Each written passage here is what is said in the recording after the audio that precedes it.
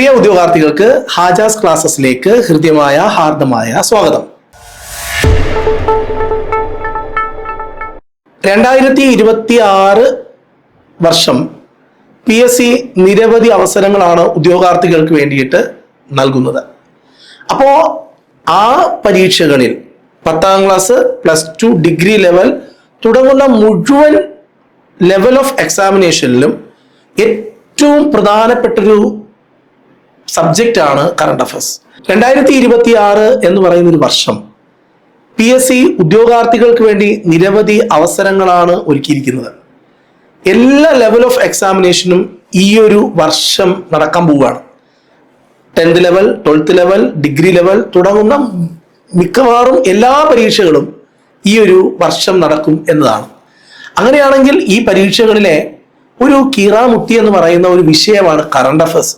ഈ കറണ്ട് അഫയേഴ്സിനെ നന്നായി പഠിച്ചെടുക്കുക, അത് നിങ്ങൾക്ക് ഏറ്റവും നന്നായി പറഞ്ഞു തരിക എന്ന ഉദ്ദേശത്തോടു കൂടിയാണ് ഹാജാസ് ക്ലാസ്സസ് ഇന്ന് ഇങ്ങനെ ഒരു വീഡിയോ ക്ലാസ് ചെയ്യുന്നത്. ഈ വീഡിയോ ക്ലാസ്സിൽ 2025 ഇന്റർനാഷണൽ, ദേശീയം, അതേപോലെ തന്നെ സംസ്ഥാന, ജില്ലാ തലങ്ങളിൽ നടന്ന ഏറ്റവും പ്രധാനപ്പെട്ട ആനുകാലിക ഫാക്റ്റുകളാണ് നിങ്ങളുടെ മുന്നിലേക്ക് അവതരിപ്പിക്കുന്നത്. അപ്പോൾ ഏറ്റവും നന്നായി ഈ ക്ലാസ് ഫോളോ ചെയ്യാൻ മറക്കരുത്. ആരെങ്കിലും ഈ ക്ലാസ് ഇതുവരെയും സബ്സ്ക്രൈബ് ചെയ്തിട്ടില്ലെങ്കിൽ സബ്സ്ക്രൈബ് ചെയ്യണം. നിങ്ങൾക്ക് ഏറ്റവും ഉപകാരപ്രദമായ വരാനിരിക്കുന്ന പരീക്ഷകളിലെ മാസ്റ്റർ ക്ലാസ് നമ്മൾ അപ്ലോഡ് ചെയ്തിട്ടുണ്ട്.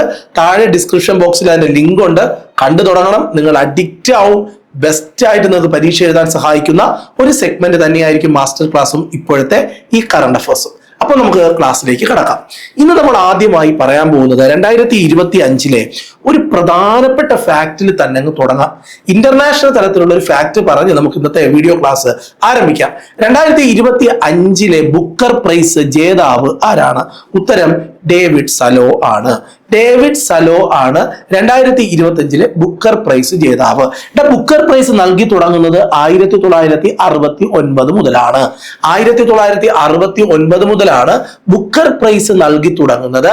2025 ബുക്കർ പ്രൈസ് ജേതാവ് ഡേവിഡ് സലോ ആണ്. അദ്ദേഹത്തിന്റെ ഫ്ലഷ് എന്ന് പറയുന്ന നോവലിനാണ് പുരസ്കാരം ലഭിച്ചത്. ബുക്കർ പുരസ്കാരം നേടുന്ന ആദ്യത്തെ ഹംഗേറിയൻ ബ്രിട്ടീഷ് എഴുത്തുകാരനാണ് ഡേവിഡ് സലോ. ഡേവിഡ് സലോ ഇദ്ദേഹത്തിന്റെ ഏത് കൃതിക്കാണ്? ഫ്ലഷ് എന്ന് പറയുന്ന കൃതിക്കാണ് അദ്ദേഹത്തിന് ബുക്കർ സമ്മാനം കിട്ടുന്നത്. ഈ ഒരു പുരസ്കാരം നേടുന്ന ആദ്യത്തെ ഹംഗേറിയൻ ബ്രിട്ടീഷ് എഴുത്തുകാരനാണ് ഇദ്ദേഹം. ഏത് വർഷമാണ് ബുക്കർ സമ്മാനം നൽകി തുടങ്ങുന്നത്? 1969 ബുക്കർ സമ്മാനം നൽകി തുടങ്ങുന്നത്. ഒരു പ്രധാനപ്പെട്ട point, PH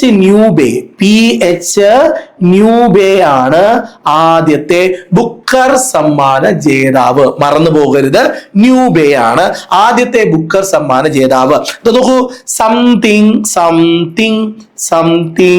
to answer four എന്ന് പറയുന്ന അദ്ദേഹത്തിന്റെ കൃതിക്കാണ് ബുക്കർ സമ്മാനം കിട്ടുന്നത്. അപ്പോൾ ബുക്കർ സമ്മാനം നൽകി തുടങ്ങിയ വർഷം 1969. ആദ്യ ജേതാവ് ആരാണെന്ന് ചോദിച്ചാൽ എന്താണ് ഉത്തരം പറയേണ്ടത്?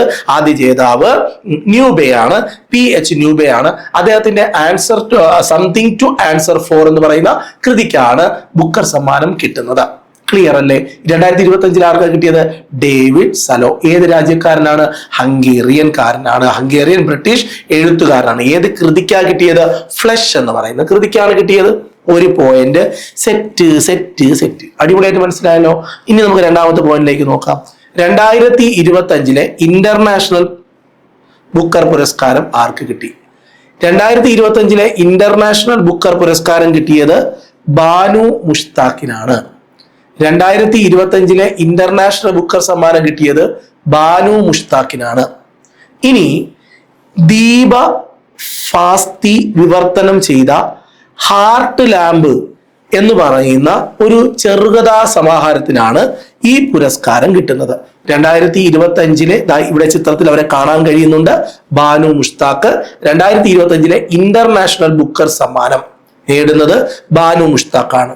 ദീപ ഫാസ്തി വിവർത്തനം ചെയ്ത ഹാർട്ട് ലാമ്പ് എന്ന് പറയുന്ന ചെറുകഥാ സമാഹാരത്തിനാണ് ഈ പുരസ്കാരം ലഭിച്ചത്. ഇനി നമ്മുടെ കന്നഡ ഭാഷ, ഈ കന്നഡ ഭാഷയിലെ ഒരു പുസ്തകം ആദ്യമായിട്ടാണ് ഈ പുരസ്കാരം എന്ത് ചെയ്യുന്നത് നേടുന്നത്. കന്നഡ ഭാഷയിലെ ഒരു പുസ്തകം ആദ്യമായിട്ടാണ് അഭിമാനകരമായ ഈ ഒരു പുരസ്കാരം നേടുന്നത്. 2 പേരും പഠിച്ചോണേ.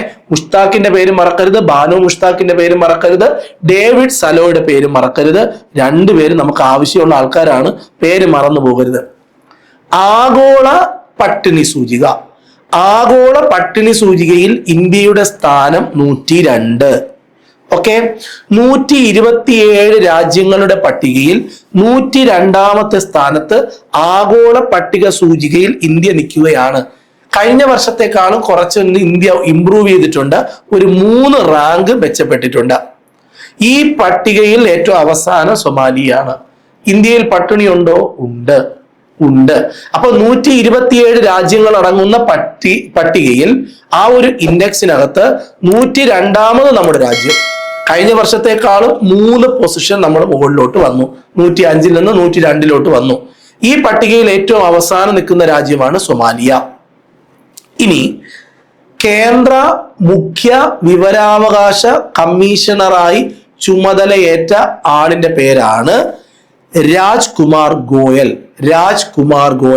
കേന്ദ്ര മുഖ്യ വിവരാവകാശ കമ്മീഷണറായി ചുമതലയേറ്റ വ്യക്തിയുടെ പേരാണ് രാജ്കുമാർ ഗോയൽ. മറന്നു പോകരുത്, രാജ്കുമാർ ഗോയൽ. എന്നാൽ കേന്ദ്ര വിവരാവകാശ കമ്മീഷണറായി ചുമതലയേറ്റ ആദ്യത്തെ മലയാളി ഒരു പത്തനംതിട്ടക്കാരനാണ്. അദ്ദേഹത്തിന്റെ പേര് PR രമേശ് എന്നാണ്. കേന്ദ്ര വിവരാവകാശ കമ്മീഷണറായി ചുമതലയേറ്റ ആദ്യ മലയാളിയാണ് PR രമേശ്. അപ്പൊ ആഗോള പട്ടിണി സൂചികയിൽ 127 രാജ്യങ്ങളുള്ളതിൽ ഇന്ത്യയുടെ സ്ഥാനം 102. കഴിഞ്ഞ വർഷത്തെക്കാളും 3 റാങ്ക് മെച്ചപ്പെടുത്തി. ആ സൂചികയിൽ ഏറ്റവും അവസാനം സൊമാലിയ. എന്നാൽ കേന്ദ്ര മുഖ്യ വിവരാവകാശ കമ്മീഷണറായി ചുമതലയേറ്റത് രാജ്കുമാർ ഗോയൽ. എന്നാൽ കേന്ദ്ര വിവരാവകാശ കമ്മീഷണറായി ചുമതലയേറ്റ ആദ്യത്തെ മലയാളി പത്തനംതിട്ടക്കാരൻ PR രമേശ്. ഇങ്ങനെയാണ് നമ്മുടെ ഒരു കറണ്ട് അഫയേഴ്സ് മുന്നോട്ട് പോകുന്നത്. ഈ കറണ്ട് അഫയേഴ്സിന്റെ പ്രത്യേകത എന്താണെന്ന് അറിയാമോ? ഏറ്റവും മോസ്റ്റ് ഇമ്പോർട്ടന്റ് മാത്രം നിങ്ങളുടെ മുന്നിലേക്ക് എത്തിക്കുക. ശ്രദ്ധിക്കണം, നമ്മുടെ കേരളത്തിലെ ആദ്യത്തെ അതിദാരിദ്ര്യ മുക്ത ജില്ല, ദാരിദ്ര്യത്തിൽ നിന്ന് മുക്തി നേടിയ ജില്ല, സംസ്ഥാനത്തെ ആദ്യത്തെ അതിദാരിദ്ര്യ മുക്ത ജില്ലയായി പ്രഖ്യാപിക്കപ്പെട്ട ജില്ല ഏതാണ്? ഉത്തരം കോട്ടയം ജില്ലയാണ്. കോട്ടയം ജില്ലയാണ് സംസ്ഥാനത്തെ ആദ്യത്തെ അതിദാരിദ്ര്യ മുക്ത ജില്ലയായി പ്രഖ്യാപിക്കപ്പെട്ടത്. എന്നാൽ നിയമസഭാ മണ്ഡലമായി പ്രഖ്യാപിക്കപ്പെട്ടത്, അതിദാരിദ്ര്യ മുക്ത നിയമസഭാ മണ്ഡലമായി പ്രഖ്യാപിക്കപ്പെട്ടത് കണ്ണൂർ ജില്ലയിലെ ധർമ്മടത്തെയാണ്. രണ്ട് ഫാക്റ്റ് ആണ്, വ്യക്തമായിട്ട് പഠിക്കണം. അതായത് സംസ്ഥാനത്തെ ആദ്യത്തെ അതിദാരിദ്ര്യ മുക്ത ജില്ല ഏതെന്ന് ചോദിച്ചാൽ അതാണ് കോട്ടയം ജില്ല. എന്നാൽ നിയമസഭാ മണ്ഡലം ചോദിച്ചാൽ ധർമ്മടം, അത് കണ്ണൂർ ജില്ലയിലാണ്. അടുത്ത് നമ്മൾ പറയാൻ പോകുന്നത് ഏറ്റവും പുതിയ സർവേ പ്രകാരം, ഏറ്റവും ലേറ്റസ്റ്റ് ആയിട്ടുള്ള സർവേ പ്രകാരം നമ്മുടെ കേരളത്തിലെ തീരദേശ ദൈർഘ്യം എത്രയാണ്? 2025 ഫാക്ടുകളാണ്, അപ്പോൾ പുറത്തിറങ്ങിയിട്ടുള്ള ഫാക്ടുകളാണ് നമ്മൾ സംസാരിക്കുന്നത്. ഏറ്റവും പുതിയ സർവേ പ്രകാരം കേരളത്തിലെ തീരദേശ ദൈർഘ്യം ഇപ്പോൾ 600.15 കിലോമീറ്റർ ആണ്. അതായത് നമ്മുടെ രാജ്യത്ത് തീരദേശ ദൈർഘ്യം ഏറ്റവും കൂടുതലുള്ള 6ാമത്തെ സംസ്ഥാനമാണ് കേരളം. എന്നാൽ ഇന്ത്യയിൽ ആകെയുള്ള തീരദേശം എത്രയാന്ന് ചോദിച്ചാൽ 11,098.81 കിലോമീറ്റർ ആണ്. 11,098.81 കിലോമീറ്റർ തീരദേശ ദൈർഘ്യമുണ്ട് നമ്മുടെ രാജ്യത്ത്. എന്നാൽ തീരദേശ ദൈർഘ്യം ഏറ്റവും കൂടിയ 6ാമത്തെ സംസ്ഥാനമാണ് കേരളം. കേരളത്തിന്റെ തീരദേശ ദൈർഘ്യം 600.15 കിലോമീറ്റർ ആണ്. ക്ലിയർ അല്ലേ? ഈ 2 പോയിന്റും ഓക്കെ ആണ്. ഇനി നമ്മൾ അടുത്ത പോയിന്റിലേക്ക് പോവുകയാണ്. ഓക്കെ, 2025 ജൂണിൽ ഏറ്റവും മികച്ച നാഷണൽ പാർക്കായി ദേശീയ ഉദ്യാനമായി തെരഞ്ഞെടുക്കപ്പെട്ട കേരളത്തിലെ ദേശീയ ഉദ്യാനം ഏതാണ്? കേരളത്തിലെ ആദ്യത്തെ ദേശീയ ഉദ്യാനം, കേരളത്തിലെ ഏറ്റവും വലിയ ദേശീയ ഉദ്യാനം, കേരളത്തിൽ ഏറ്റവും കൂടുതൽ ഉയരത്തിൽ സ്ഥിതി ചെയ്യുന്ന ദേശീയോദ്യാനം, ലക്കം വെള്ളച്ചാട്ടം സ്ഥിതി ചെയ്യുന്ന ദേശീയോദ്യാനം, ഇതെല്ലാം ഇരവികുളം ദേശീയോദ്യാനമാണ്. ഈ ഇരവികുളം ദേശീയ ഉദ്യാനം, ഇരവികുളത്തെ ദേശീയ ഉദ്യാനമായി പ്രഖ്യാപിക്കുന്നത് 1978-ലാണ്. 1978-ലാണ്. 1975-ലാണ് ഇതിനെ വന്യജീവി സങ്കേതമായി പ്രഖ്യാപിക്കുന്നത്. ഈ ഇരവികുളത്തെ കുറിച്ച് പറയാനുള്ളത്, ഇത് ഇടുക്കി ജില്ലയിലാണ്. ഏറ്റവും കൂടുതൽ കേരളത്തിൽ ദേശീയ ഉദ്യാനങ്ങളുള്ള ജില്ല ഇടുക്കിയാണ്. ഓക്കെ, അപ്പോ ഈ ഇരവികുളം ദേശീയ ഉദ്യാനത്തിനോടൊപ്പം തന്നെ ജമ്മു കാശ്മീരിലെ ഡച്ചിങ്ഗാം ദേശീയ ഉദ്യാനവും 1-ാം സ്ഥാനം പങ്കിടുന്നുണ്ട്.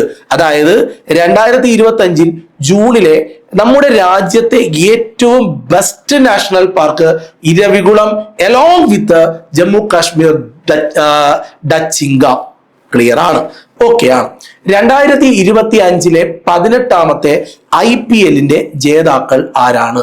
2025 IPL ജേതാക്കൾ എന്ന് പറയുന്നത് റോയൽ ചലഞ്ചേഴ്സ് ബാംഗ്ലൂരു ആണ്. റോയൽ ചലഞ്ചേഴ്സ് ബാംഗ്ലൂരു പഞ്ചാബ് കിങ്സിനെയാണ് തോൽപ്പിച്ചത്. 52 റൺസിനാണ് തോൽപ്പിച്ചത് എന്ന് എനിക്ക് തോന്നുന്നു. ഓക്കെ, അപ്പോ ഫൈനലിൽ പഞ്ചാബ് കിങ്സിനെയാണ് തോൽപ്പിച്ചത്.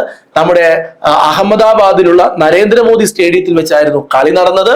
റോയൽ ചലഞ്ചേഴ്സ് ബാംഗ്ലൂരു ജയിക്കുന്നു.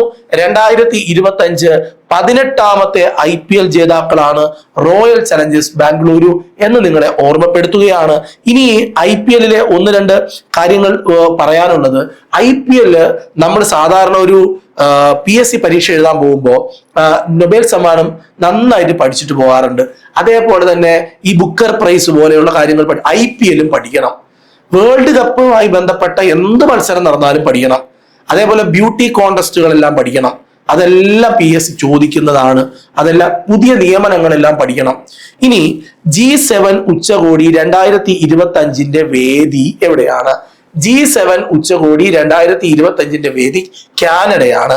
2025. ഓക്കെ, ഈ 2025 ജൂൺ 15 മുതൽ 17 വരെ ആൽബർട്ടയിലെ കനാൻസ്കിലാണ് ഈ ഒരു ഉച്ചകോടി നടന്നത്.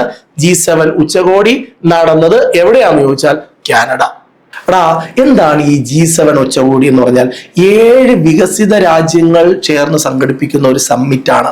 ഓക്കെ, അപ്പൊ അങ്ങനെ ഒരു വാർഷിക യോഗമാണ് ഈ G7 ഉച്ചകോടി എന്ന് പറയുന്നത് കേട്ടോ. അതിനകത്ത് നമ്മുടെ രാജ്യം ഉണ്ടോടെ? നമ്മുടെ രാജ്യം ഉണ്ട്, നമുക്ക് നോക്കാമേ. അമേരിക്കയുണ്ട്, കാനഡയുണ്ട്, UK ഉണ്ട്, ഫ്രാൻസ് ഉണ്ട്. ഓക്കെ, ഫ്രാൻസ് ഉണ്ട്, ജർമ്മനി ഉണ്ട്, ഇറ്റലി ഉണ്ട്, അതേപോലെ ജപ്പാനുണ്ട്. ഓക്കെ, ആഗോള അന്താരാഷ്ട്ര കാര്യങ്ങൾ, അന്താരാഷ്ട്ര രാഷ്ട്രീയം, കാലാവസ്ഥാ വ്യതിയാനം, സുരക്ഷ, വികസനം, ഇതൊക്കെയാണ് ഇവരുടെ ലക്ഷ്യം. 1975-ലാണ് ഇത് തുടങ്ങുന്നത് കേട്ടോ, ഈ ഒരു കൂട്ടായ്മ. 75-ല്. ഓക്കെ, അന്ന് 75-ല് തുടങ്ങുന്ന സമയത്ത് കാനഡ ഇല്ല. അന്ന് G6 ആയിരുന്നു. കാനഡയും കൂടെ വന്നപ്പോ 1976-ല് ഈ G7 ആയി മാറി. ഇത്രയും പോയിന്റുകൾ നമുക്ക് കിട്ടിയില്ലേ? G7-ൽ ഏതൊക്കെ രാജ്യങ്ങളുണ്ട്? 7 രാജ്യങ്ങളുണ്ട്. അമേരിക്കയുണ്ട്, കാനഡയുണ്ട്, UK ഉണ്ട്, ഫ്രാൻസ് ഉണ്ട്, ജർമ്മനി ഉണ്ട്, ഇറ്റലി ഉണ്ട്, ജപ്പാനുണ്ട്. നമ്മളതൊരു വികസിത രാജ്യമല്ല, ഡെവലപ്ഡ് കൺട്രി അല്ല. 1975-ൽ G6 ആയിരുന്നു, ഇപ്പൊ G7 ആണ്. ഓക്കെ ആണോ? നന്നായിട്ട് മനസ്സിലായോ? ഇപ്പോ 2025-ൽ അതിന്റെ ഉച്ചകോടി നടന്നവിടെയാണ്, കാനഡയിൽ വെച്ചിട്ടാണ്.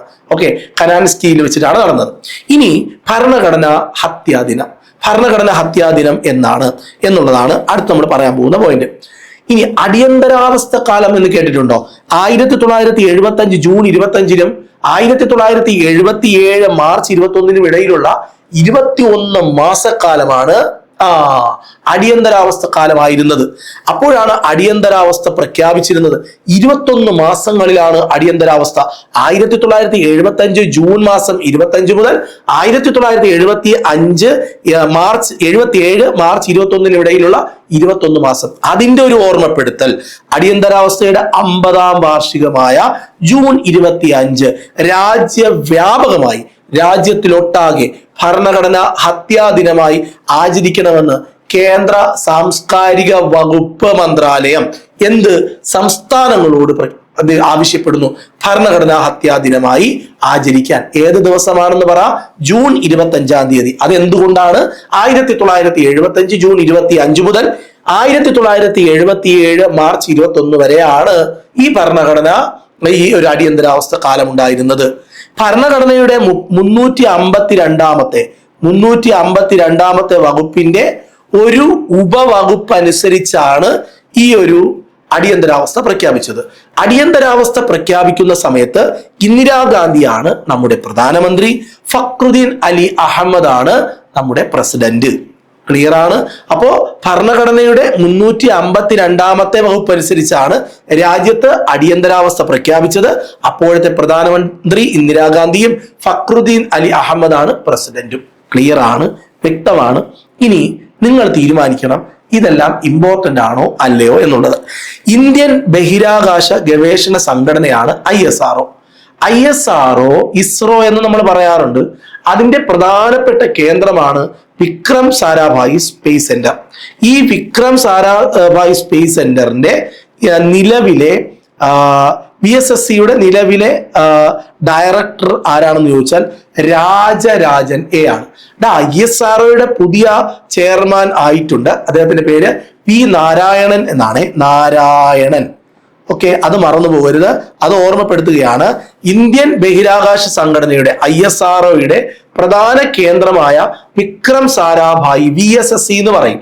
അതിന്റെ നിലവിലെ ഡയറക്ടർ എന്ന് പറയുന്നത് രാജരാജൻ A ആണ്. അത് VSSCയുടെ കേന്ദ്രം തിരുവനന്തപുരത്ത് തുമ്പയിലാണ്.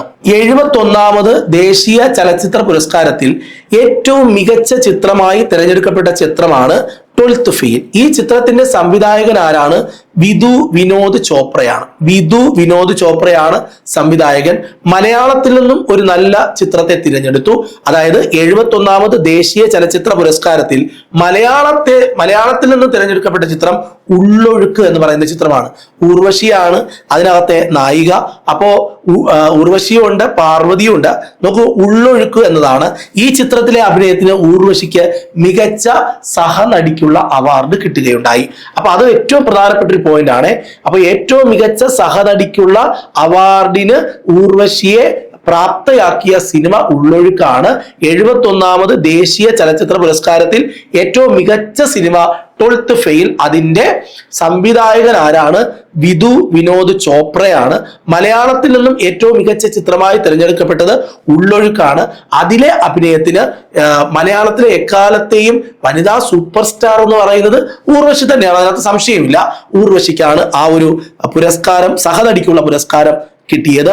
എന്നാൽ ഏറ്റവും മികച്ച നടനുള്ള പുരസ്കാരം ഷാരൂഖ് ഖാനും കിട്ടി.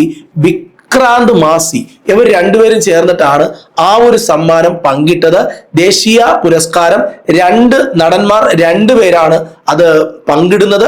ഒന്ന് നമ്മുടെ ഷാരൂഖ് ഖാനും രണ്ടാമത് വിക്രാന്ത് മാസിയും. ജവാൻ എന്ന് പറയുന്നൊരു സിനിമ ഉണ്ടായിരുന്നു അല്ലെ, അതിലെ അഭിനയത്തിനാണ് ഷാരൂഖ് ഖാന് ഏറ്റവും മികച്ച നടനായി തിരഞ്ഞെടുക്കപ്പെട്ടത്. എന്നാൽ 12th ഫെയിൽ എന്ന് പറയുന്ന 71ാമത് ദേശീയ ചലച്ചിത്രോത്സവത്തിൽ ഏറ്റവും മികച്ച ചിത്രമായി തിരഞ്ഞെടുത്ത 12th ഫെയിലിലെ അഭിനയത്തിനാണ് നമ്മുടെ വിക്രാന്ത് മാസിയെ തിരഞ്ഞെടുത്തത്. ഓക്കെ, അടുത്തത് മികച്ച നടിക്കുള്ള പുരസ്കാരം ആർക്കാണ് കിട്ടിയെന്ന് ചോദിച്ചാൽ പറയണം റാണി മുഖർജിക്കാണ്. അതായത് മിസ്സിസ് ചാറ്റർജി വേഴ്സസ് നോർവേ എന്ന് പറയുന്ന ചിത്രത്തിന്റെ അഭിനയത്തിലാണ് റാണി മുഖർജിയെ ഏറ്റവും മികച്ച നടിയായി തിരഞ്ഞെടുത്തത്. ഏറ്റവും മികച്ച നടന്മാർ രണ്ടുപേരാണ്, ഷാരൂഖ് ഖാനും വിക്രാന്ത് മാസിയും. ഷാരൂഖ് ഖാന്റെ ചിത്രം എന്ന് പറയുന്നത് ജവാനും, അതുപോലെ വിക്രാന്ത് മാസിയെ അതിന് യോഗ്യനാക്കി തീർത്ത ചിത്രം 12th ഫെയിലുമാണ്. 12th ഫെയിൽ ഏറ്റവും മികച്ച ചിത്രം കൂടിയായിരുന്നു എന്ന് ഓർമ്മപ്പെടുത്തുന്നു. മലയാളത്തിൽ നിന്ന് ഏറ്റവും മികച്ച ചിത്രമായി തിരഞ്ഞെടുക്കപ്പെട്ടത് ഉള്ളൊഴുക്കാണ്. അതിലെ അഭിനയത്തിനാണ് ഉർവശിക്ക് ഏറ്റവും മികച്ച നടിക്കുള്ള സഹനടിക്കുള്ള അവാർഡ് കിട്ടുന്നത്. ഏറ്റവും മികച്ച നടിക്കുള്ള അവാർഡ്, ദേശീയ പുരസ്കാരം അവാർഡ് നേടിയത് റാണി മുഖർജിയാണ്. മിസ്സിസ് ചാറ്റർജി വേഴ്സസ് നോർവേ എന്ന് പറയുന്ന ഒരു സിനിമയിലെ അതിലെ അഭിനയത്തിനാണ് ഈ പുരസ്കാരം കിട്ടിയത്. പ്രിയ ഉദ്യോഗാർത്ഥികളോട് ഒരു കുഞ്ഞു കാര്യം പറഞ്ഞോട്ടെ. അതായത് ഈ കേൾക്കുന്ന കറണ്ട് അഫയേഴ്സ് ഈ ചെവിയിൽ കേട്ട് ആ ചെവി കൂടെ കളയരുത്. നിങ്ങൾ എഴുതിയെടുക്കണം. ഞാൻ പറയുന്നത് പോലെ നിങ്ങൾക്ക് നോട്ട് നോക്കി പറയാൻ കഴിയണം. എന്നിട്ട് നിങ്ങൾ ഇത് ഇടയ്ക്കിടയ്ക്കെടുത്ത് വായിക്കണം. റിപ്പീറ്റഡ് റീഡിങ്, അത് തന്നെയാണ് എന്താ പറയുക, sharpen weapon to crack PSC exam. ഒരു PSC പരീക്ഷ നേടിയെടുക്കാനുള്ള ഏറ്റവും മൂർച്ചയേറിയ ആയുധം എന്ന് പറയുന്നത് റിപ്പീറ്റഡ് ആയിട്ടുള്ള റീഡിങ്. രണ്ടാമത് complete coverage of syllabus. Syllabus നമ്മൾ പൂർണ്ണമായി കവർ ചെയ്തിരിക്കണം. ഒരുപാട് ഓപ്ഷനുകളുണ്ട്. ഹാജാസ് ക്ലാസ്സസിൽ തന്നെ നിങ്ങൾ വരണമെന്ന് ഞാൻ പറയില്ല. ഹാജാസ് ക്ലാസ്സസിൽ വന്നാൽ എന്നെ വിശ്വാസമുള്ളത് വന്നു കഴിഞ്ഞാൽ എൻ്റെ ഇതിൽ നിന്നുകൊണ്ടുള്ള ഏറ്റവും നല്ല ക്ലാസ്സുകൾ ഞാൻ തരും. ഏറ്റവും ബെസ്റ്റ് ക്ലാസ് തന്നെയാണ്. ഓക്കെ, അപ്പൊ അത് നിങ്ങൾക്ക് വേണമെങ്കിൽ അങ്ങനെ കിട്ടും. അല്ല, നിങ്ങൾക്ക് വേറെ ഓഫ്ലൈൻ പോകുന്നുണ്ട്, നിങ്ങൾക്ക് അതിൽ വിശ്വാസമുണ്ട്, നിങ്ങൾക്ക് അതിൽ നിന്ന് കിട്ടുമെന്ന് തോന്നുന്നുണ്ട്, അത് ഫോളോ ചെയ്യണം. ഈ നോട്ടുകൾ കൃത്യമായിട്ട് എഴുതിയെടുക്കണം. ഓക്കെ, 2024 മലയാറ്റൂർ പുരസ്കാരം നേടിയ ആളാണ് ഇവിടെ കാണുന്നത് ഇ സന്തോഷ് കുമാർ. ഈ സന്തോഷ് കുമാറിന്റെ തപോമയിയുടെ അച്ഛൻ എന്ന് പറയുന്ന നോവൽ, തപോമയിയുടെ അച്ഛൻ എന്ന് പറയുന്ന നോവലിനാണ് ഈ സന്തോഷ് കുമാറിനാണ് 2024 മലയാറ്റൂർ പുരസ്കാരം കിട്ടിയത്. കേരളത്തിൽ ആദ്യമായി സമഗ്രമായ ജില്ലാ ജല ബജറ്റ് തയ്യാറാക്കിയ ജില്ലയാണ് കണ്ണൂര്. കണ്ണൂരാണ് സമഗ്രമായ ജില്ലാ ജല ബജറ്റ് തയ്യാറാക്കിയത്. എന്നാൽ രാജ്യത്ത് ആദ്യമായി സമ്പൂർണ്ണ ഡിജിറ്റൽ സാക്ഷരത നേടുന്ന, നമ്മുടെ ഇന്ത്യയിൽ ആദ്യത്തെ സമ്പൂർണ്ണ ഡിജിറ്റൽ സാക്ഷരത നേടിയ ആദ്യത്തെ സംസ്ഥാനം ഏതെന്ന് ചോദിച്ചാൽ അത് കേരളമാണ്. ഇപ്പോഴത്തെ നിയമസഭ ഡെപ്യൂട്ടി സ്പീക്കർ ആരാണ്? ഉത്തരം ചിറ്റയം ഗോപകുമാർ. 2021 ജൂൺ 1 മുതലാണ് ഇദ്ദേഹം കേരള നിയമസഭയുടെ ഡെപ്യൂട്ടി സ്പീക്കർ ആയത്. അപ്പോൾ ഇനി അദ്ദേഹം മാറുമായിരിക്കാം. ചിറ്റയം ഗോപകുമാർ എന്നാണ് അദ്ദേഹത്തിന്റെ പേര്. അദ്ദേഹത്തിന്റെ കക്ഷി CPI ആണ്. അദ്ദേഹത്തിന്റെ രാഷ്ട്രീയ പാർട്ടി CPI ആണ്. ഇനി കേന്ദ്ര സർക്കാർ ശുപാർശ ചെയ്യുന്ന പുതിയ GST ഘടനയിലെ 2 പ്രധാനപ്പെട്ട നികുതി നിരക്കുകൾ, GST പറയുന്ന 2 പ്രധാനപ്പെട്ട നിരക്കുകൾ, ഒന്ന് 5%, ഒന്ന് 18%. ക്ലാസ്സുകളൊക്കെ നമ്മൾ എടുക്കുമ്പോൾ 18% GST ആണ്. നമ്മൾ ഇലക്ട്രോണിക് ഉപകരണങ്ങളൊക്കെ എടുക്കുമ്പോൾ 18%. അപ്പൊ 2 നിരക്കേ ഉള്ളൂ GSTക്ക്, ഒന്നുകിൽ 5% അല്ലെങ്കിൽ 18%. ഇനി 2025 ഓഗസ്റ്റ് 23 ദേശീയ ബഹിരാകാശ ദിനത്തിന്റെ പ്രമേയം ആര്യഭട്ട മുതൽ ഗഗൻയാൻ വരെ, പുരാതന വിജ്ഞാനം മുതൽ നൂതന സാധ്യതകളിലൂടെ, ഇതാണ് തീം. ആര്യഭട്ട മുതൽ ഗഗൻയാൻ വരെ, പുരാതന വിജ്ഞാനം മുതൽ നൂതന സാധ്യതകളിലൂടെ എന്നതാണ് ഈ 2025 ഓഗസ്റ്റ് 23 ദേശീയ ബഹിരാകാശ ദിനത്തിന്റെ പ്രമേയം. ഇനി വളരെ പ്രധാനപ്പെട്ട ചില അപ്പോയിന്റ്മെന്റുകൾ പഠിക്കാനുണ്ട്. ദേശീയ വനിതാ കമ്മീഷന്റെ അധ്യക്ഷ വിജയ രാഹത്കർ ദേശീയ വനിതാ കമ്മീഷൻ അധ്യക്ഷ. കേരളത്തിൽ നിന്ന് കുരുമുളക് തൈകൾ കയറ്റുമതി ചെയ്യുന്ന ആദ്യത്തെ ആഫ്രിക്കൻ രാജ്യം ഉഗാണ്ട. കേരളത്തിൽ നിന്ന് കുരുമുളക് തൈകൾ കയറ്റുമതി ചെയ്യുന്ന ആദ്യത്തെ ആഫ്രിക്കൻ രാജ്യം ഉഗാണ്ട. ദേശീയ വനിതാ കമ്മീഷന്റെ അധ്യക്ഷ വിജയ രാഹത്കർ. ഞാൻ രണ്ടാമത് മൂന്നാമതൊക്കെ പറയുമ്പോൾ നിങ്ങളൊന്ന് ഏറ്റു പറയണേടാ. ഇന്ത്യയുടെ 15ാമത് ഉപരാഷ്ട്രപതിയാണ് CP രാധാകൃഷ്ണൻ. CP ചന്ദ്രപുരം പൊന്നുസ്വാമി രാധാകൃഷ്ണൻ ഇന്ത്യയുടെ 15ാമത് വൈസ് പ്രസിഡന്റ്. സ്വദേശ് സമ്മാൻ ദേശീയ പുരസ്കാരം നേടുന്ന ആദ്യത്തെ കേരള സ്ഥാപനം, സർക്കാരിന്റെ സ്ഥാപനമാണ് Kerala state financial enterprises KSFE. Swadesh സമ്മാനം ദേശീയ പുരസ്കാരം നേടിയ കേരള സർക്കാർ സ്ഥാപനമാണ് KSFE എന്ന് പറയുന്നത്. ഓക്കെയാണ്. അടുത്ത പോയിന്റിലേക്ക് വരാം. സ്വദേശ് സമ്മാനം ദേശീയ പുരസ്കാരം നമ്മൾ പറഞ്ഞു കഴിഞ്ഞു. ഇന്ത്യയുടെ 29ാമത്തെ CGA, അതായത് കൺട്രോളർ ജനറൽ ഓഫ് അക്കൗണ്ട്സ് ആരാണ്? CGA controller general of accounts TCA Kalyani. 2025 ഭൂമിയുടെ കുട എന്നറിയപ്പെടുന്ന O3 ഓസോണ്, ആ ഒരു ഓസോൺ ദിനമായി നമ്മൾ ആചരിക്കുന്നത് സെപ്റ്റംബർ 16. 2025 സെപ്റ്റംബർ 16 ഓസോൺ ദിനത്തിന്റെ പ്രമേയം from science to global action എന്നാണ്. From science to global action. 2025 September 16 ലോക ഓസോൺ ദിനത്തിന്റെ പ്രമേയം from science to global action എന്നാണ്. ഇന്ത്യയുടെ 29ാമത്തെ കൺട്രോളർ ജനറൽ ഓഫ് അക്കൗണ്ട്സ് ആയി തിരഞ്ഞെടുക്കപ്പെട്ടത് TCA കല്യാണി ആണ്. 2023-24 വർഷത്തിലെ ആർദ്ര കേരളം പുരസ്കാരം നമ്മുടെ ആരോഗ്യ വകുപ്പ് പ്രഖ്യാപിച്ചു. 10 ലക്ഷം രൂപയാണ്. അതിൽ ഏറ്റവും മികച്ച ഗ്രാമപഞ്ചായത്ത് പാലക്കാട് ജില്ലയിലുള്ള വെള്ളിനേഴി എന്ന് പറയുന്ന പഞ്ചായത്താണ്. പാലക്കാട് ജില്ലയിലെ വെള്ളിനേഴി പഞ്ചായത്താണ് ഏറ്റവും മികച്ച പഞ്ചായത്തായി ആർദ്ര കേരളം പുരസ്കാരത്തിൽ തിരഞ്ഞെടുക്കപ്പെട്ടത്. എന്നാൽ ബ്ലോക്ക് പഞ്ചായത്തായി തിരഞ്ഞെടുക്കപ്പെട്ടത് എറണാകുളം ജില്ലയിലെ പള്ളുരുത്തിയാണ്. നിരവധി പ്രത്യേകതകളുള്ള ഒരു സ്ഥലം കൂടിയാണ് പള്ളുരുത്തി. എറണാകുളം ജില്ലയിലെ പള്ളുരുത്തി ഏറ്റവും മികച്ച ബ്ലോക്ക് പഞ്ചായത്ത്. ഇടുക്കി ജില്ലയാണ് ഏറ്റവും മികച്ച ജില്ലാ പഞ്ചായത്ത്. മുനിസിപ്പാലിറ്റി ഗുരുവായൂരാണ്, തൃശ്ശൂർ ജില്ലയാണ്. മുനിസിപ്പൽ കോർപ്പറേഷൻ തിരുവനന്തപുരമാണ്. ഇത് നന്നായിട്ട് പഠിക്കണം. ഈ അവാർഡ് ചോദിക്കാൻ സാധ്യതയുണ്ട്. പുരസ്കാരങ്ങളെല്ലാം തന്നെ വരുന്ന പരീക്ഷകളിൽ പച്ചവെള്ളം പോലെ പഠിച്ചെടുക്കണം. ഇനി നമ്മൾ പറയാൻ പോകുന്നത് 2026 ലോകത്ത് ഒരു വലിയ ഉത്സവം നടക്കാൻ പോവുകയാണ്. ലോകകപ്പ് ഫുട്ബോൾ നടക്കാൻ പോവുകയാണ്. അമേരിക്കയും കാനഡയും മെക്സിക്കോയുമാണ് ഇതിന് ആതിഥേയത്വം വഹിക്കുന്നത്. 2026 വേൾഡ് കപ്പ് ഫുട്ബോൾ 3 രാജ്യങ്ങളിലായി: അമേരിക്ക, മെക്സിക്കോ, കാനഡ. 2025 22ാമത് നാലാപ്പാടൻ പുരസ്കാരം കെ സച്ചിദാനന്ദൻ, കവിയായ കെ സച്ചിദാനന്ദനാണ് 2025 22ാമത് നാലാപ്പാടൻ പുരസ്കാരം ലഭിച്ചത്. ഇനി നമ്മൾ നോക്കാൻ പോകുന്നത് കേരള അഡ്മിനിസ്ട്രേറ്റീവ് ട്രൈബ്യൂണലിന്റെ ആക്ടിംഗ് ചെയർപേഴ്സൺ ആരാണ്? കേരള അഡ്മിനിസ്ട്രേറ്റീവ് ട്രൈബ്യൂണലിന്റെ ആക്ടിംഗ് ചെയർപേഴ്സൺ ആണ് ആശ. ജസ്റ്റിസ് PV ആശ, പൂർണ്ണമായ പേര്. PSC പരീക്ഷകളിൽ നിന്ന് കറണ്ട് അഫയർ പഠിക്കുമ്പോൾ ഏറ്റവും നന്നായി, ഏറ്റവും ബെസ്റ്റായി നിങ്ങൾ പഠിച്ചു പോകേണ്ടത് ഒന്ന് നൊബേൽ സമ്മാനമാണ്. 1901 സ്വീഡൻ എന്ന് പറയുന്ന രാജ്യം വിതരണം ചെയ്തു തുടങ്ങിയ ആൽഫ്രഡ് നൊബേൽ എന്ന് പറയുന്ന വ്യക്തിയുടെ സ്മരണാർത്ഥം വിതരണം ചെയ്തു തുടങ്ങിയ നൊബേൽ സമ്മാനം നേടുന്ന 2025 വൈദ്യശാസ്ത്രത്തിന് നേടുന്ന 3 വ്യക്തികളാണ്. 2 അമേരിക്കക്കാരും 1 ജപ്പാൻകാരനും. പേരുകൾ, ഈ അമേരിക്കക്കാരായ ആൾക്കാരുടെ പേരുകൾ: ഒന്ന് Mary E broncho 2025 medicine Nobel prize Mary E broncho. രണ്ടാമത് ഫ്രെഡ് റാംസ്ഡെൽ, അതും അമേരിക്കയാണ്. അടുത്തത് സക്കാഗുചി എന്ന് പറഞ്ഞ ജപ്പാൻകാരന്റെ പേര് പോലെ തന്നെ ഷിമോൺ സക്കാഗുചി. ഇവർക്കാണ് എന്ത് കിട്ടിയത്? വൈദ്യശാസ്ത്രത്തിനുള്ള നൊബേൽ സമ്മാനം കിട്ടിയത്. ഒരു മനുഷ്യ ശരീരത്തിലെ രോഗപ്രതിരോധ ശേഷി പ്രവർത്തനങ്ങൾ, രോഗപ്രതിരോധ സംവിധാനം എങ്ങനെയാണ് ഫലപ്രദമായി പ്രവർത്തിക്കുന്നത് എന്ന ഗവേഷണമാണ് ഇവർ നടത്തിയത്. മേരി ഇ ബ്രാങ്കോയ്ക്കും ഫ്രെഡ് റാംസ്ഡെലിനും സക്കാഗുച്ചിക്കും നൊബേൽ സമ്മാനം, വൈദ്യശാസ്ത്രത്തിനുള്ള നൊബേൽ സമ്മാനം. 6 വിഷയങ്ങൾക്കാണ് നൊബേൽ സമ്മാനം നൽകുന്നത്.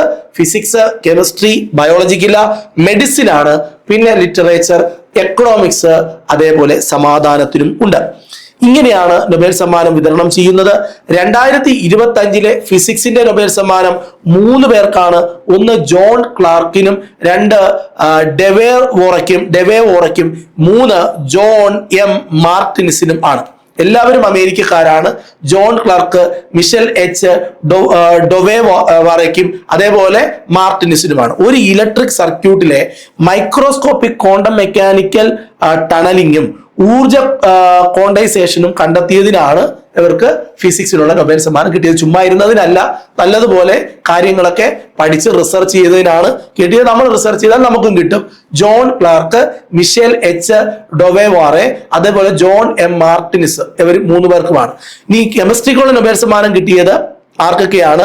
ഒന്ന് സുസുമു കിറ്റാഗാവ, ജപ്പാൻകാരൻ, പേര് കേൾക്കുമ്പോൾ അറിയാൻ പറ്റും. റിച്ചാർഡ് റോബ്സൺ, അതേപോലെ ഒമർ യാഗി. ഈ 3 പേർക്കാണ് രസതന്ത്രത്തിലുള്ള നൊബേൽ സമ്മാനം കിട്ടിയത്. മെറ്റൽ ഓർഗാനിക് ഫ്രെയിം വർക്കുകളുടെ വികസനത്തിനാണ് ഈ ഒരു പുരസ്കാരം കിട്ടിയത്. ഓക്കെ, അടുത്തത് 2025 സമാധാന നൊബേൽ സമ്മാനം ലഭിച്ചത് ആർക്കാണ്? Maria Corina Machado. ഈ വെനസ്വേല എന്ന് പറയുന്ന രാജ്യമുണ്ട്. അവിടുത്തെ ജനാധിപത്യ സംരക്ഷണ പ്രവർത്തനങ്ങൾക്ക് വേണ്ടിയിട്ടാണ് സമാധാന നൊബേൽ സമ്മാനം ആർക്ക് കിട്ടുന്നത്? മരിയ കൊറീന മച്ചാഡോയ്ക്ക് കിട്ടുന്നത്. അതേപോലെ സാമ്പത്തികത്തിനുള്ള നൊബേൽ സമ്മാനം കിട്ടിയത് ജോയൽ മോക്കിനും, അതേപോലെ തന്നെ ഫിലിപ്പ് അഗിയോണിനും പീറ്റർ ഹോവിറ്റിനുമാണ്. 3 പേർക്കാണ്. അതുകൊണ്ട് ഇപ്പൊ നമ്മൾ പറഞ്ഞതിൽ തന്നെ മെഡിസിൻ, ഫിസിക്സ്, കെമിസ്ട്രി, എക്കണോമിക്സിനൊക്കെ 3 പേർക്കാണ്. അപ്പൊ 3 പേര് വെച്ചിട്ട് ചെറിയ ചെറിയ കോഡുകൾ നിങ്ങൾ ക്രിയേറ്റ് ചെയ്യണം. നിങ്ങൾക്ക് കൺവീനിയന്റ് ആയിട്ടുള്ള കോഡാണ് നിങ്ങൾ ക്രിയേറ്റ് ചെയ്യാൻ. ഞാനിപ്പോ ഒരു കോഡ് പറഞ്ഞു തന്നു നിങ്ങൾ പഠിക്കുന്നതിനേക്കാളും നല്ലത്. അതിപ്പോ ഞാൻ ചിലപ്പം എന്താ പറയാ, എല്ലാ പേരുകളുടെ ആദ്യ അക്ഷരം വെച്ചിട്ടോ അങ്ങനെയൊക്കെ ആയിരിക്കും ഇതിനെ കണക്ട് ചെയ്യുന്നത്. നിങ്ങൾ അങ്ങനെ അല്ലാതെ നിങ്ങൾ ഒരു 10-15 മിനിറ്റ് എന്ത് ചെയ്യണം, സമയമെടുത്ത് ഇതിനെ ഒന്ന്. പക്ഷെ ഇവിടെ ഒരു കോഡ് ഉണ്ടാക്കി പഠിച്ചത് നിങ്ങൾക്ക് നേട്ടമാണ്. കാരണം നൊബേൽ സമ്മാനം ചോദിക്കൂടാ, പരീക്ഷയ്ക്ക് നിർബന്ധമായിട്ട് ചോദിക്കും. അതെങ്ങനെയെങ്കിലും നിങ്ങളൊന്ന് പഠിച്ചെടുക്കണം. ഇനി 2025 Henley passport, okay, Henley passport സൂചികയിൽ ഇന്ത്യയുടെ സ്ഥാനം 85 ഒന്നാം സ്ഥാനത്ത് സിംഗപ്പൂര്, രണ്ടാം സ്ഥാനത്ത് കൊറിയ, ദക്ഷിണ കൊറിയ, മൂന്നാം സ്ഥാനത്ത് ജപ്പാൻ. ഒന്നാം സ്ഥാനത്ത് നിൽക്കുന്നത് സിംഗപ്പൂരാണ്, രണ്ടാം സ്ഥാനം കൊറിയയാണ്, മൂന്നാം സ്ഥാനത്ത് ജപ്പാനാണ്. ഇനി 2025 UA ഖാദർ സാഹിത്യ പുരസ്കാരം നേടിയത് മോഹൻകുമാർ. അദ്ദേഹത്തിന്റെ ഉല എന്ന് പറയുന്ന നോവലിനാണ് 2025 UA ഖാദർ പുരസ്കാരം കിട്ടിയത്. ചെറുകാട് അവാർഡ് 2025 നേടിയത് കവി ഏഴാച്ചേരി രാമചന്ദ്രനാണ്. നന്നായിട്ട് പഠിക്കണം. 2025 ഹെൻലി പാസ്പോർട്ട് സൂചികയിൽ ഇന്ത്യയുടെ സ്ഥാനം എത്രയാണ്? 85 പട്ടിണി സൂചിക 102. 2025 UA ഖാദർ പുരസ്കാരം ഉല എന്ന് പറയുന്ന കൃതിക്കാണ്. മോഹൻകുമാറിന്റെ KV മോഹൻകുമാറിന്റെ ഉല എന്ന നോവലിനാണ്. ചെറുകാട് അവാർഡ് 2025 നേടിയത് കവി ഏഴാച്ചേരി രാമചന്ദ്രനാണ് എന്നതും ഓർമ്മിക്കണം. 2025 ഭയങ്കര ഒരു പരിപാടി തിരുവനന്തപുരത്ത് നടന്നല്ലേ? എന്താണ്? നാവികാഘോഷങ്ങൾ. ഡിസംബർ 4 നാവിക ദിനം. 2025 നാവിക ദിനാഘോഷങ്ങൾക്ക് ആതിഥേയത്വം വഹിച്ച നഗരം തിരുവനന്തപുരം നഗരമാണ്. മറന്നു പോകരുത്, തിരുവനന്തപുരത്താണ് നാവിക അഭ്യാസങ്ങൾ നടന്നത്. 2025 67ാമത് സംസ്ഥാന സ്കൂൾ കായികമേളയിൽ നമ്മുടെ തിരുവനന്തപുരം ചാമ്പ്യന്മാരായി. 203 സ്വർണം നേടി, 1825 പോയിന്റ് നേടി. രണ്ടാം സ്ഥാനത്ത് തൃശ്ശൂരും മൂന്നാം സ്ഥാനത്ത് കണ്ണൂരുമാണ് വന്നത്. അത്ലറ്റിക്സിൽ ഒന്നാം സ്ഥാനം മലപ്പുറം കൊണ്ടുപോയി. ഓക്കെ, ശ്രദ്ധിച്ച് പഠിക്കണേ. 2025 67ാമത് സംസ്ഥാന സ്കൂൾ കായികമേളയിലെ ചാമ്പ്യന്മാർ തിരുവനന്തപുരം, രണ്ടാമത് തൃശ്ശൂര്, മൂന്നാമത് കണ്ണൂര്. അത്ലറ്റിക്സിൽ ഒന്നാം സ്ഥാനം മലപ്പുറം. അപ്പൊ 2025 നാവിക ദിനാഘോഷങ്ങൾക്ക് ആതിഥേയത്വം വഹിച്ച നഗരം ഏതാണ്? അത് തിരുവനന്തപുരം. ഡിസംബർ 4 പ്രത്യേകത എന്താണ്? നാവിക ദിനമാണ്. ഇനി 2025 വനിതാ വേൾഡ് കപ്പുമായി ബന്ധപ്പെട്ട് 2025 വനിതാ വേൾഡ് കപ്പ് ആരാ നേടിയത്? ഇന്ത്യയാണ് നേടിയത്. ഇന്ത്യ എത്ര റൺസിലാണ് സൗത്ത് ആഫ്രിക്കയെ തോപ്പിച്ചത്? 52 റൺസിലാണ്. ഞാൻ നേരത്തെ IPL പറഞ്ഞപ്പോഴേ 52 റൺസിലാണ് തോപ്പിച്ചതെന്ന് പറയുന്നുണ്ട്. അത് ശരിയല്ല. അവിടെ IPL ട്രോഫി നേടിയത് റോയൽ ചലഞ്ചേഴ്സ് ബാംഗ്ലൂരാണ്. പഞ്ചാബ് കിങ്സിനെയാണ് തോപ്പിച്ചത്. അവിടെ എത്ര റൺസ് ഒന്നും ഞാൻ പറഞ്ഞിട്ടില്ല, മാച്ച് കളയണം കേട്ടോ. ഇവിടെ 2025 വനിതാ വേൾഡ് കപ്പിൽ ഇന്ത്യ സൗത്ത് ആഫ്രിക്ക 52 റൺസിന് തോപ്പിക്കുന്നു. ടീമിന്റെ ക്യാപ്റ്റൻ, ഇന്ത്യയുടെ captain Harmanpreet Kaur, player of the tournament അത് Deepti Sharma, player of the final അത് ഷെഫാലി. സൗത്ത് ആഫ്രിക്കയുടെ ക്യാപ്റ്റൻ സെഞ്ചുറി അടിച്ചിട്ടുണ്ടായിരുന്നു ലോറ വോൾവാർഡ്. ഏറ്റവും കൂടുതൽ റൺസ് നേടിയതും ലോറ എന്ന് പറയുന്ന ഉരുക്ക് വനിത തന്നെയാണ്. 571 റൺസ്. നവി മുംബൈയിൽ വെച്ചിട്ടാണ് കളി നടന്നത്. DY പാട്ടേൽ എന്ന് പറയുന്ന സ്റ്റേഡിയത്തിൽ വെച്ചാണ്. പക്ഷെ പുരുഷ ക്രിക്കറ്റിനെ വെല്ലുന്ന തരത്തിലുള്ള അതിഗംഭീരമായ പ്രകടനമാണ് ഇവിടെ വനിതാ ക്രിക്കറ്റ് കണ്ടത് എന്ന് പറയുന്നത്. വനിതകൾക്ക് ക്രിക്കറ്റിൽ ചിലത് പറയാനുണ്ട് എന്ന് തെളിയിക്കുന്ന ആ തരത്തിലുള്ള ഒരു കളിയായിരുന്നു ആ ഒരു വേൾഡ് കപ്പിൽ നമ്മൾ മൊത്തത്തിൽ കണ്ടത്, അല്ലെ? അപ്പോ എന്റെ പ്രിയ ഉദ്യോഗാർത്ഥികളെ, 2026 നടക്കാൻ പോകുന്ന പരീക്ഷകളിൽ ഒന്ന് രണ്ട് കാര്യങ്ങൾ നിങ്ങളെ ഞാൻ ഓർമ്മപ്പെടുത്തുകയാണ്. സിലബസ് പരിപൂർണമായിട്ട് കവർ ചെയ്യുക. 1. 2 റിപ്പീറ്റ് ചെയ്ത് വായിക്കുക. എപ്പോഴും 2019 മുതൽ നമ്മുടെ PSC ചാനൽ ഉഡായിപ്പുമായിട്ടല്ല മുമ്പോട്ട് പോകുന്നത്. നിങ്ങൾ ഓരോ ക്ലാസ്സിലും നിങ്ങൾക്ക് അതിന്റെ വാല്യൂ എത്രത്തോളം ഉണ്ടെന്ന് മനസ്സിലാവും. ഇന്ന് ഈ എടുത്ത ക്ലാസ്സിന്റെ കമന്റുകൾ, അഭിപ്രായങ്ങൾ നിങ്ങൾ കമന്റ് ബോക്സിൽ രേഖപ്പെടുത്തിയേ പറ്റൂ. കാരണം നിങ്ങൾ തരുന്ന കമന്റുകൾ വായിച്ചതിന് ശേഷമാണ് അടുത്ത ദിവസത്തെ പ്രിപ്പറേഷൻ ഞങ്ങൾ നടത്തുന്നത്. നിങ്ങളുടെ കമന്റുകൾ കുറയുമ്പോൾ ക്ലാസ്സുകൾ ഇടാനുള്ള ഊർജവും കുറയും. അത് എനിക്കെന്നല്ല, എല്ലാ യൂട്യൂബേഴ്സിനും അങ്ങനെ തന്നെയാണ്. നിങ്ങളുടെ കമന്റുകൾ, നിങ്ങളുടെ ലൈക്കുകൾ, നിങ്ങളുടെ സബ്സ്ക്രൈബേഴ്സ്, അങ്ങനെ അതാണ് ഇതിനകത്ത് കിട്ടുന്ന ഒരു ഊർജം. ഇവിടെ ഫീസ് ഒന്നുമില്ല, പ്രത്യേകിച്ച് കാശൊന്നുമില്ല.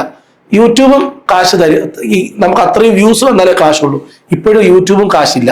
അപ്പൊ നമ്മളൊരു സേവനം പോലെ ചെയ്യുന്നതാണ്. നിർബന്ധമായും നിങ്ങളൊരു കമന്റ് ഇടണം, ലൈക്ക് ഇടണം. അപ്പോ നമുക്ക് വീണ്ടും കാണണം.